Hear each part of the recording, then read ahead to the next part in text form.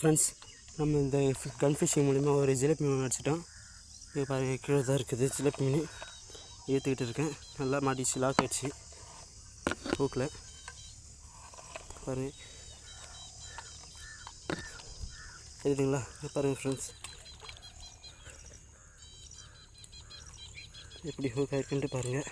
நல்ல ஒரு சைஸ் மீன் தான் ஜிலேபி. இப்போ உருவிட்டு பார்க்க முடியாது, ஏன்னா நல்லா லாக் ஆகிடுச்சு. வால் பக்கமாக அடிச்சதுனால.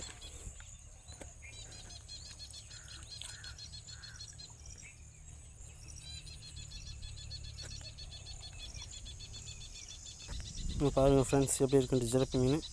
நல்ல ஒரு சைஸ் மீன் தான். இப்படி குத்திருக்குன்ட்டு பாருங்கள்.